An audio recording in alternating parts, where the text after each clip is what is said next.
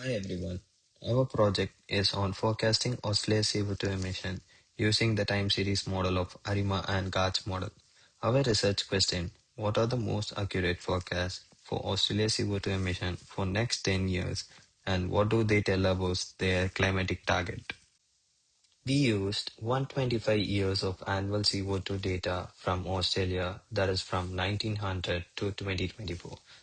The time series shown a very clear upward trend. Emission grew 40 times over the period, peaking at 414.9 million tons in 2019. The key event visible in the data, including the dips during the Great Depression and World War II, a sharp COVID drop in 2020, and a gradual decline, since then driven by renewable energy.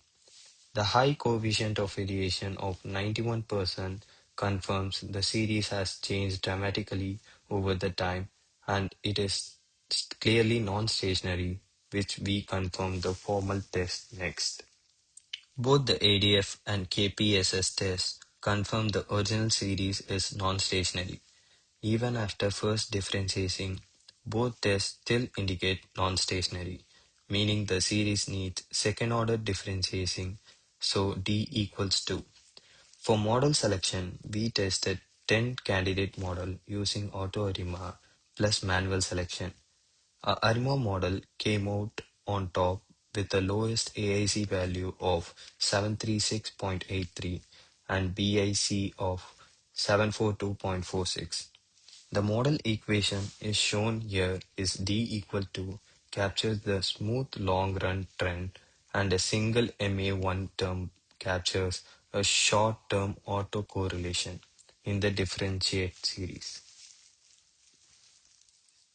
The MA1 parameter coefficient is minus 0.8253 and it is extremely significant with p-value effectively 0. In a sample accurate is strong, map of just 4% and RMSE of 4.7 million tons. For diagnostic test results, the L-junk box p-value of 0.021 and the Sharpio-Wilk with p-value lesser than 0.001 and the Arch-LM test where p-value is 0.0097 and the Garch value of alpha plus beta equal to 0.999. As you can see, we also fitted the Garch model. All of these mild violations are explained by the historical structural breaks like wars and COVID. Figure 10 here shows our 4 diagnostic panels. Residual fluctuate around 0 with no trend. Good. The ACF value shows all lags within the coefficient bonds, no autocorrelation. The histogram is roughly bell-shaped and the QQ plot is slightly tail deviation, consistent with the Sharpio-Wilk test. Overall, the residuals are well behaved given the complexity of 125 years of data. Our model forecast emission will gradually decline from 385 million tons in 2025 to 372 million tons in 2034, a reduction of about 1.5 million tons per year. However, the prediction interval widens significantly by 2034. The 95% of interval span 109 million tons, reflecting the considerable long-term uncertainty.